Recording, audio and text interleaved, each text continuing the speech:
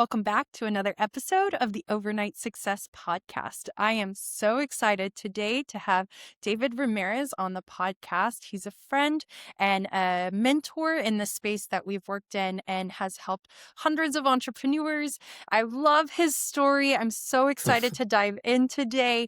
And David is an award-winning marketer and technologist. His agency, SDM Ramirez LLC, serves events, innovators, and economic development organizations across the nation. His background includes SaaS startups, higher education, political field organizing, fandom events, and countless consulting projects across industries. He serves on the board of the International Festivals and Events Association Foundation. Mostly, he's a nerd about talking about anime, events, and craft beers.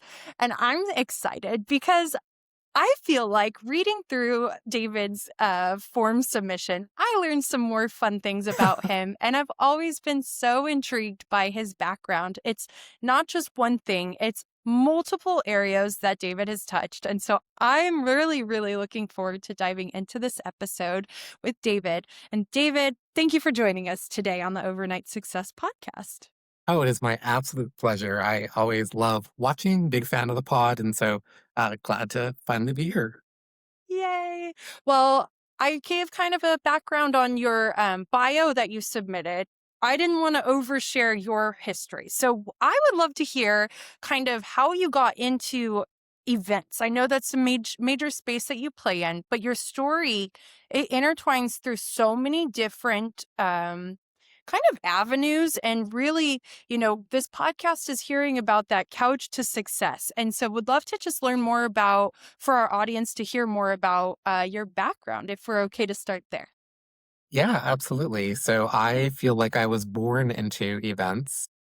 That sounds very like Batman villain, right? Like I was born in this. And my parents did events as part of their work with nonprofits and community events back in El Paso.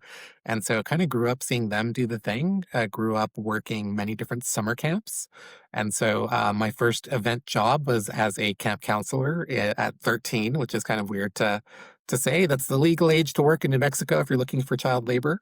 And so uh, kind of fell in love with the idea of you have a set amount of time, you have set parameters, you have people gathering for a purpose, and then it's over, right? You build, you build, you build. You have this moment of great connection and great community, and then you're on to the next thing. And so starting as a kind of basic camp counselor at 13, and then I continued to work for summer camps and resident camps as contractor all the way up until I was in my mid-20s, ultimately running summer camps where you have 1,000 young people and families together in the middle of the forest, 3 hours from civilization, for a week at a time.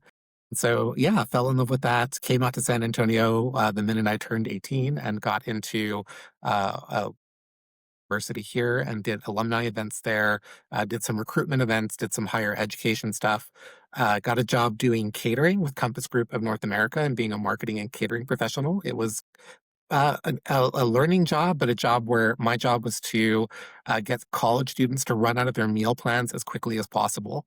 That was literally the Interesting. number one KPI for my job, and I had folks that were running out by October, and so I did that for 5 campuses. So if you went to certain colleges in Southeast Texas and Western New Mexico, and you ran out of food between 2008 and 2010, I'm sorry, that was potentially me. Making you burn your meal plan. So did that for a little bit, felt really bad about it after doing it for 3 years, taught musical theater for children, which is sort of a weird job to fall into. At the same time, we were building up this anime convention that we launched as a student project. And so we said, hey, we're going to do this little student project thing. Maybe we'll get some people to show up. 1,000 people showed up at our university wellness center here at OLU. And that eventually grew into a 30,000 person anime convention that I did for 15 years before stepping away to work on other projects. And from there, it was just all over the place. I think everything had an event connection to it. I don't think it was until I was actually in a therapy session and I was sort of having an existential crisis. And my therapist is like, well, all these things have events associated with them. So why not just make your life events? And so I didn't listen to my therapist. I decided I'm going to go to law school instead. Did law school for a little bit of time. It was horrible. And then UTSA was hiring for an event and training person. So went and worked at UTSA for a bit, got picked up by a SaaS company, did 6 years there, and then now running my own agency. So, little bit of everything all along the way. It took sort of an existential crisis in hitting my 30s to realize events were where I wanted to be. It's always a journey, but every single one of those jobs, even though they seem so very different and disparate, all were cultivating skills and practice and things that ultimately make me so great and competent at the thing I do today. Yeah. Thank you for sharing that. And I love that you're in events. I don't think I mean, you can do whatever you want, but I think you're probably better at events than being a lawyer. I just love your energy and your passion behind events. And, obviously I'm not telling you one way or the other, but I think it's really neat because as someone who's been able to partake in an event that you've hosted and have heard of the events that you've hosted, and you go all the way from like really rural. You're talking about being out in the forest, when you were earlier on, and maybe you're still doing those, but all the way up to these 15,000 people conventions. And so, what I think is really neat is there's a pinpointed person that is helping to curate and coordinate and cultivate all of that. And so I think that's a unique position. We've talked a little bit offline about that skill set and how to manage all of that, and some of your tech stack. Obviously, here we like tech tools. And so one question I had for you though is, why do you get so excited to work on projects in rural areas or smaller markets? And then I'd like to flip it and say, what gets you excited about working some of those larger events? If we can dive into both of those. Yeah, no, I appreciate that. I think I get that question not as often as I'd like, but usually it's more of a why is a queer brown person really excited to go to rural parts of the world and do the thing? And I think it comes down to so often we think that community building and capacity building really only takes place in the big metros. And I found it to be kind of opposite to that, right? Like it's easier, I think, to be siloed in big cities and to feel alone in big cities and in rural or more outlying territory. Like sometimes it's just the people around you that are all you have, right? You don't have other things to fall back on. You don't have major sports or entertainment options or things like that. And some of these rural events just have such deep roots when you think about festivals that have 100 years, 150 years of history, and it's all because someone, 2 centuries ago decided to plant a single crop in this, remote part of the world. It's very interesting to think about the legacy of our ancestry and sort of the human experience. And so I love that. I also love the opportunity to be the one.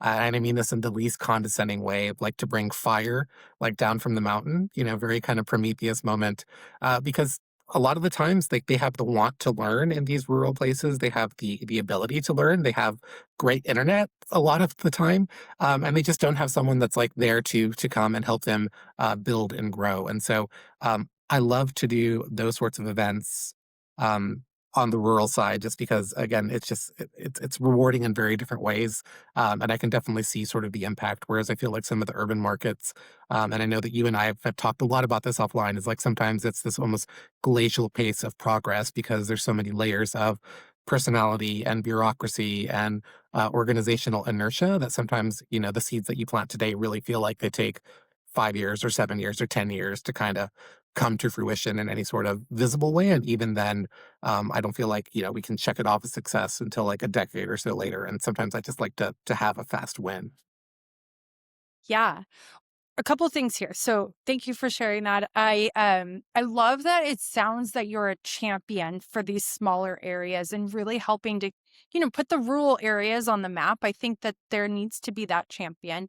Also, you kind of touched on your identity a little bit as you opened up this section too. And I'd be curious if you're open to it, and if you don't want to dive into it, that's also respected.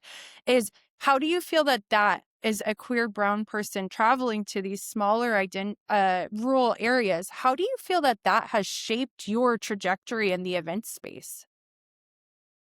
Yeah, I think, naturally hospitality, travel, and tourism tends to be a little bit browner, a little bit queerer, a little bit potentially even more female in some places.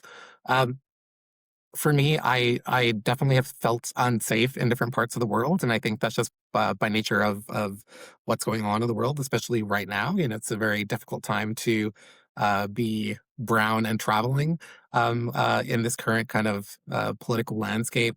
But I think part of it too is I really have kind of felt um, the ability to be really kind of a visible indicator of things changing, right? And when I hear like, oh, you're the first openly gay person to speak at this conference, or we've never had someone like you ever talk about it, or we've never had someone on stage talk about the fact that they have ADHD, right? Just to be that person. I never thought like that would be me. Like I never thought that would be my role as a like trainer, facilitator, person working generally on like more of the tourism and economic development side. But for that visibility piece, like it's worth some of the stress of is it okay for me to be in this town after dark? And obviously my experience is very different since I am generally more masculine presenting, and I'm a guy, like I'm a dude, and I can dude out with the best of the dudes. But yeah, I think I the identity is something that I always have to hold on to, and I think it's also a great sort of international credit card because wherever I go, I can find that one good Mexican restaurant, or I can find that one discreet gay bar, or I can find that neurodiverse group of people that are probably watching anime or playing video games. And so it's always nice to have a built-in community, even in some of the stranger places that I've traveled. I love that. I think, and thank you for answering that. I know that was kind of a personal, deeper rooted question, but I think as you're scaling, there's never really an overnight success, right? It takes time, and you've put in all these different pathways to curate and create these events that are really impactful for thousands and thousands of people. But why I think it works, if I may, is because you're authentically you. And that's what I love about you, David. And I enjoy our time together because it's every time I'm in the room with you, your presence is so authentic and you are comfortable speaking about who you are, and how you show up is just truly, it's very energizing. And so I wanted to shout that out. And yes, of course. And so let's talk about, I have a few things coming up, but I want to start with this one. And there is this shift. Obviously, before COVID, there was in-person events. Then COVID shut down the world, as we all know. And as you're coming back in and you're building your agency and you're putting on more events than I can count per year, this guy is all over the country, and maybe not, if not international. I don't know how you do it with all the travel, but tell me about what you're seeing as we come back, if we're not already fully back, with these in-person events, activations, access to these third spaces. What are your thoughts on that? And then maybe even how does AI play into that? Yeah, I think AI has been a major driver of this new sort of next wave of events and gathering.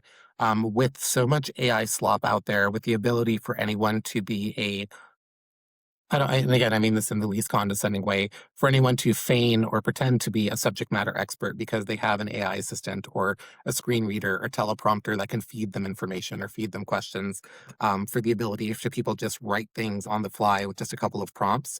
Um, we are turning to in-person activations and in-person events to have that more authentic and real experience because as good as some of the glasses and things have gotten, there really is not a good way for you to fake your way through a face-to-face engagement or a face-to-face conversation. If someone's up on a stage giving a talk and talking about their experience, it's very hard to fake that or do that with AI generation. And so we're seeing that big push. The other part of it too is we are hitting this point where people are kind of rejecting the uh, that I will use the term. You're welcome to bleep it out later. I forget what the cussing policy is, but the and shitification of social platforms, right? Like we Say know it that again. I'll say it's a technical term. We can cite it in the liner notes wherever they're going to go. But people are just sick of bad social algorithms, of dubious actors, of just questionable social content. And so they're looking, to your point, to third spaces to find places to be, places to gather, places to connect. And events are often great gathering points or kind of initial anchor points to kind of do that sort of community building and capacity building that is required to get people together. And I think going back to what I said earlier, especially in bigger cities, especially in larger metros. It's insane that you could be in a city of 2 million people and feel very alone. And it's often because you're just kind of stuck doom scrolling or stuck at home or stuck just in a digital land. And that's not to poo poo the tools that are out there. But I think people are just looking for that human connection. And so events or gatherings or meetings or tourist activations, parades, festivals are just great ways to get people out of the house and get people to re-engage with it. Absolutely. So when we look at the different type of events that you host, I'm curious, which ones are some of your favorites? You mentioned parades, activations, third spaces, smaller, larger, right? You've got all these different types of call them events for lack of a better word, just to umbrella it. But what is the one that you're most drawn to and why? Yeah, I think you definitely said something that a lot of people don't realize is that we often think of events as a monolith, right? You're an event person. And, I will be the first to say I'm an event nerd or I'm an event thing, but there are brilliant wedding planners, and I would never hire me to plan a wedding, right? There are great parade organizers, and it is a known fact within the community that I despise planning parades. So if you're doing a parade, do not call me because I love to attend them. I love to go to them. I hate to plan them. And so please never ever call me to ask for support on a parade unless you're paying obscene amounts of money.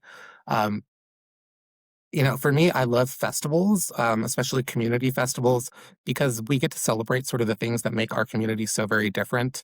I think about here in Texas, we have some really phenomenal festivals. In Westico, there's an onion festival that celebrates onions. And so they make people eat entire raw onions as part of the festival. There's a mosquito festival out near Houston that celebrates mosquitoes and the I entire won't go to thing. that. There is I mean, an oatmeal festival near Brenham, which is up near north of Austin. There's a crawfish festival up in Salina. And so these things that are just celebrating the things that make us interesting and unique, that tell stories about our community. One of my favorite ones that I just never get down to is the UFO festival in Edinburgh, Texas. And allegedly a UFO crashed there in the 50s or 60s. And so they have one part community festival that's very kind of like woo woo X Files with like a DJ and stuff. But then they actually have an academic symposium where they bring in experts on being taken and people that have experienced it. So that's a long way around of not just plugging my friends' festivals, but saying the things that are unique, the things that are different. Because when you compare that to what I call quality of life festivals, and again, this is not putting any festival down, but so often people kind of expect like a food festival, a beer festival, a winter carnival, right? Like those are kind of the things you can go to any city and there's some iteration or version of it, right? Breakfast with Santa, a 4th of July parade, but the Poteet Strawberry Festival only happens in Poteet, right? The Texas Renaissance Fair only happens in Todd Mission, Texas.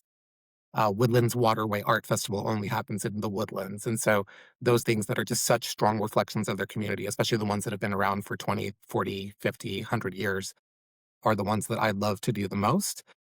On the opposite side of that, when I'm not festivaling, I also love business events because the ability to bring together people to geek out about the things that they love to do. I worked an actuarial conference, which was the most boring conference I've ever been to in my life. But the people there were so authentically excited to talk about actuarial science and insurance stuff. And they had the best breakfast that I've ever had at a conference. So, bonus points for good breakfast. But, if you can get 100 people in a room that are super excited about something, just imagine the conversations that you could have and the things that you could build when you get those folks together. So, long way around events during festivals, absolutely. And then really niche business to business events are a close second, if not tied. I love that. And what I really heard there was when it is a festival or a unique business conference, there's a really special community that comes together because they're passionate about what it is, right? Like I haven't been to several of these events, festivals, excuse me, that you mentioned, but I have heard of them here in Texas. And here in Texas, we have a ton of festivals that draw those unique people together, as I'm sure we do across the country. And I know you've traveled and supported some of those events as well. And I'm going to hard shift us here. So, unless there's anything else you want to add on festivals and events. Okay. So I want to hard shift us and not asking what is success at an event, but what is success to you, David? As you've been someone who's been in multiple different kind of arenas with the startups, with business, with festivals, with events, with coordinating and kind of building and to this point. What is success to you? If you could kind of capsulate that for our audience. Yeah, and I think you will appreciate that. I think for me, success is building systems that transcend your time at an organization, right? I every once in a while, my Google alert goes off, and it's because someone is using a protocol that I wrote for summer camps 10 years ago. It's part of me is a little bit nervous that a protocol I wrote 10 years ago is still in play. Like, I hope they're updating it or doing something with it. But part of it's like, okay, cool. I haven't been super active in that field in over a decade, but that protocol is still out there circulating and inspiring people to do the thing. Or I haven't worked on San Japan, the local anime convention, since 2021. But it's still, meeting people that are feeling the impact, and it's still making a change in people's lives, and there's still elements of myself that are present in those things. And so to create systems that transcend not just space, but also time, I think is the biggest indicator of success. Because I think a lot of people can just go in and make a difference for a short period of time. And not to say that that's not important, but to really change the way that organizations operate for the better and to optimize, dare I say, the way that they do things, I think is really the best thing because your name may no longer be attached to it, but your impact keeps getting felt for years and years and years to come. My heart is gleaming. I'm so happy. That makes me so happy. Yes, you used a lot of my favorite words in that statement there. And maybe that's why we get along because and success looks different for everyone, which is why that's one of my favorite questions to ask. And I would also be curious is, you know, as you've gotten to this point in your career, what have you found to be one of the biggest pushes for your success? How have you overcome some of these personal obstacles, or how have you chose to show up even on the hard days and kind of find that success that is still leaving an impact 10, 5, 10, 15 years later, right? Yeah, I think if you love what you do, like, you never have to work a day in your life, and I know it's kind of a corny and kind of cheesy adage, but, I truly believe that, and even, thinking about something like Startup Week or, San Japan or any of these conferences where you're pulling, 20-hour days and sleeping under conference tables and doing all the things, or when I worked in political marketing, and so you only got 1 day off a week, and it was 12 hours, and you still had to go and knock on doors the very next day, um, you know, finding something that you truly care about and that you're truly passionate about is the big difference. And then also, not just thinking, why is this important to me, but why is it important to the people around me? Why is it important to my community? And so with something like a community event or a political campaign, you can very directly kind of tie things to, okay, this is the outcome that I'm changing in the world, and this is the thing that I'm doing. And that's not to say that I don't also feel some sort of way or feel good if I do a farmer's market or a pop-up or kind of social gathering. But I feel like the ones where I can really kind of point and say, like, this is the thing that is impacting all these people because of this one experience for a 3-hour block on a Saturday, makes it all worthwhile and gives me that little push. And I think the other part of it too is just I love people, right? Like, this industry tends to burn through people that are not here authentically, and I always joke, like, it's kind of like a drug, either you really don't like it and you kick it really quickly, or you get addicted and then you're in it for life. And when I go to these conferences, like Texas festivals and events, national festivals and events, meeting professionals international, you see all these people that are just kind of barely starting their career, and then there's like a big jump, and then you see all these people that have been in the field for 15 plus years, and all of us just have that addiction to the energy of it, even if it does mean lots of late nights or missed events, missed family gatherings, weekends, holidays. It's what we love to do. So find the thing you love. Yeah, I love that. Thank you for sharing.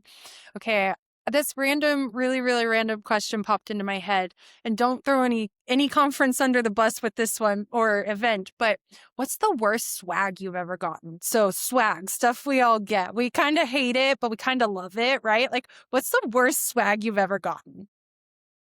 Uh, I have been to many conferences. I actually have an agreement with my partner that it's one in, one out. And so if I bring home any more like branded mugs or t-shirts or tchotchkes, um, so I think the worst ones I've gotten were preloaded thumb drives. Oh. Like number one, it's just a bad cybersecurity like issue to already have content on thumb drives, right? You're just like, okay, I'm gonna infect all these thumb drives with stuff. Number two, if you're giving me a thumb drive that's branded, I don't want to see a sales thing on it. I don't want stuff to automatically pop up. Like I'm gonna immediately hate you as a person. Um, and number three, like unless you're getting a company to pre-install all that, like I just feel bad for whatever intern or admin you had sitting there, like putting these slide decks on, these 8,000 thumb drives for a conference. So I think thumb drives are a bad one. Bad t-shirts. I'm so sick of bad, cheapy t-shirts. Socks. There was a time where everyone was super excited about branded socks. And I get it, but like, it's sort of a weird thing to give away.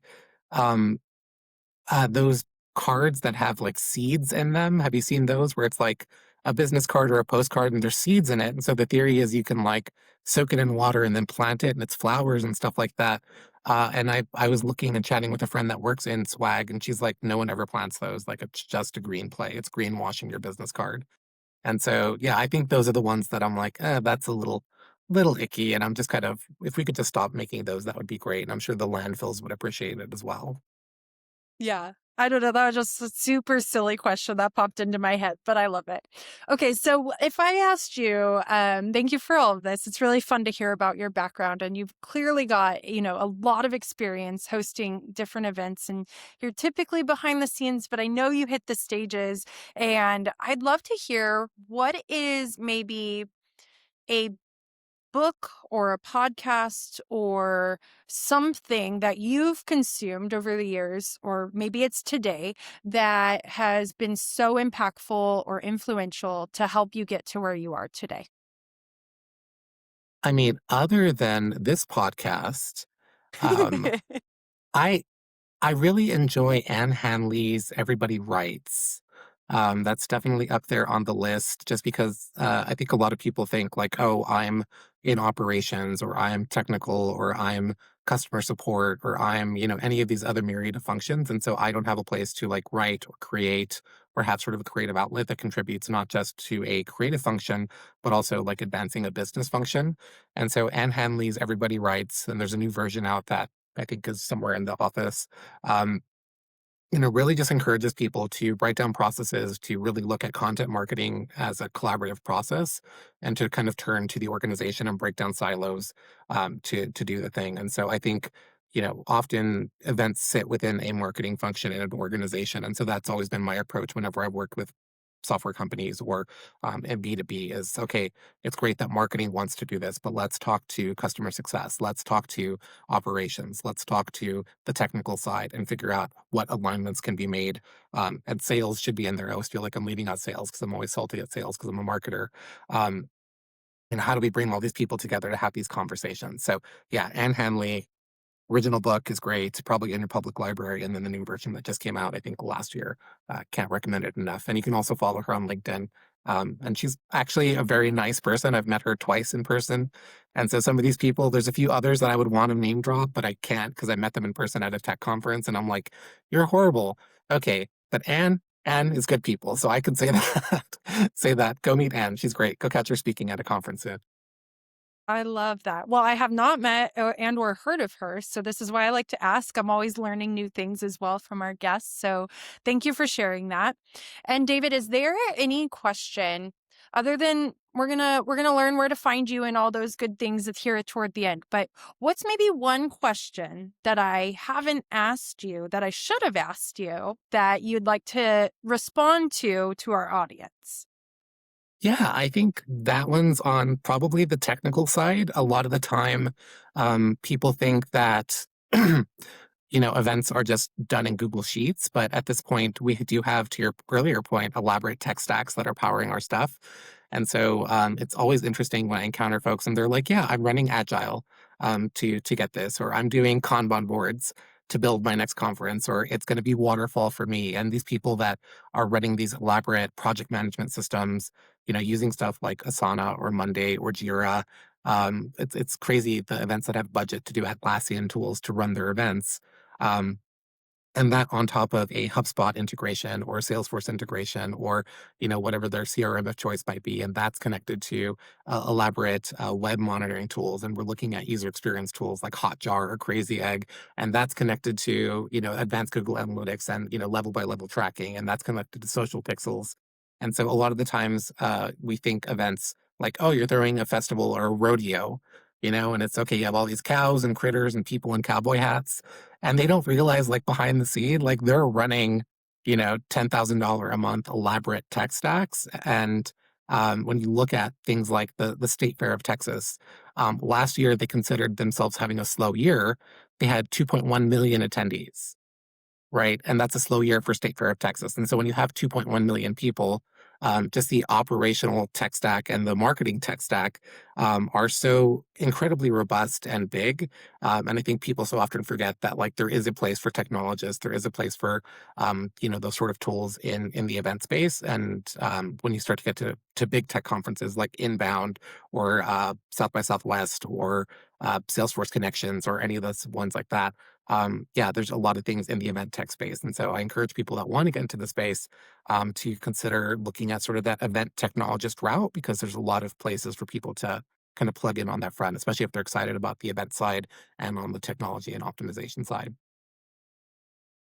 Folks, I think that means that there is a lot of things that go behind the scenes to what a good event is, right? And I think that that's what you do really well, David. Just again, working alongside you during San Antonio Startup Week, I was really behind the scenes. I didn't do much next to you, but seeing the time, the effort, the coordination, the organization, everything that you put in, and then to include, you're talking about uh, 2.1 million people showing up to this event. It's like those people, they're probably tracking click rates, and you have KPIs you need to meet, your marketing, your sales, your operations, everybody's working together to make this a good event. And what's really neat to hear is that, you're helping build these conventions, these events, these festivals. One that you kind of touched on, but before we kind of wrap up here, I'd like to dive into the story just a little bit more.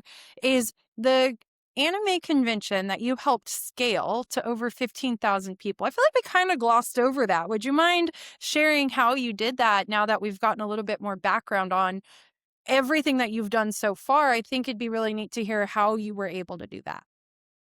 Yeah, of course. And so San Japan is an anime convention based here in San Antonio. It started off as there was actually a false attempt, shall we say, with a previous founding team. And so I think that's a great thing to remember is sometimes your first round of founders may not be the right round of founders. And so the original primary founder came to us after kind of a false start. We said, you know what, we're not ready to do a full 3-day conference. Let's do an MVP. Let's test it out for one day here at Our Lady of the Lake. And so we did a 1-day event. We thought a couple hundred would show up, just shy of 1,000 showed up. Did not make the nuns happy at the university. They're like, why are all these strangers in weird costumes at our university gym?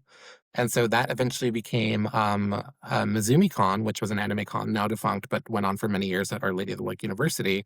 And then from there, on August 8, 2008, I will never forget the ad campaign because it was 888. That's fun.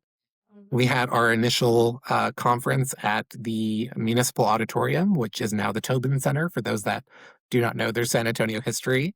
And so we had it at the Municipal Auditorium, the Tropicana Hotel, which is no longer in existence. And we knew that it was all about iteration and growing. And so we kind of grew slowly. We knew that events of this type don't really start making significant amounts of money until year 3. And we also knew that we had a couple of years to kind of figure out the market, because San Antonio had smaller events or different events. But for us, it was also a lot of the advantage of being kind of the first big show to market. There was other things like a board game convention, a furry convention, a steampunk convention happening around the same time, but we grew really quickly. So we did 2 years at Municipal Odd. We did 2 years at the River Center Marriott, and then from there moved into the Grand Hyatt. And so yeah, my last few years at San Japan, we were at 21,000 people. Had to get through COVID, and so had a virtual convention, did a lot of virtual content, which was an interesting thing to get through.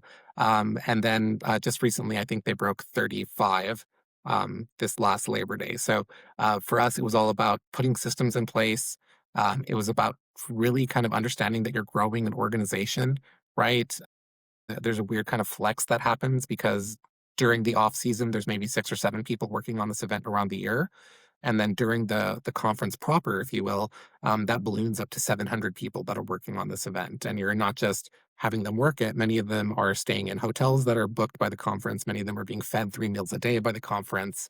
And so just the logistics of ballooning a workforce and ballooning systems and bringing in contractors and doing all the things with a part-time team of 7 people, because all of us had day jobs separately, all the way up to now. The organizing team still had day jobs on the side, um, and so yeah, it was great to see it grow. It was, you know, I think when you're 19, I was 19 when I started with San Japan, and as you can see from the beard and the forehead, very much not a teenager anymore. And so, to have that sort of be my longest relationship ever. You think you know everything when you're a teenager, and as you grow and become more proficient in your field, you realize you don't know things. I think part of it too was all of us really kind of said we're going to go to as many events as possible and take things that we like and that we don't like, and then we're also not going to gatekeep any of that information. And so, one of my kind of star accomplishments is we launched a program called San Japan Cares, and we know that like ADA is often the goal for a lot of people, but for us, it was the baseline. And so we did this accessibility enhancement program. And then from there, people actually at other anime conventions around the nation said, hey, can we borrow that? And so that actually launched another dozen accessibility programs at other anime conventions around the country, which was really exciting. And then just along the way, bringing in amazing voice actors, bringing in amazing performers, and just weird experiences that I could now say, yeah, I've done that. Like we had an orchestra group come through. I had to figure out how to find a glockenspiel to rent for 2 days. Which What is that? if you know the Harry Potter theme and it's like the little kind of xylophone notes at the beginning of the Harry Potter theme. That's a glockenspiel. It's a giant thing. You can't travel with it, especially if you're flying in from Japan. So where do you borrow a glockenspiel in San Antonio on Labor Day weekend? So yeah, I think learned a lot of fun things, flexed a lot of interesting muscles, and it's like I said, I'm still very close and good friends with that team, and usually there every year I can make it. But yeah, I don't know if we ever got anywhere with it or if I answered your question, Christy, but yeah, very much love my time there. And I think maybe the bigger thing to learn was at a certain point, it was time to step away, right? Like 15 years came and went. And I was just very much in a different season of my life. I was in my 30s at that point. I was doing other things.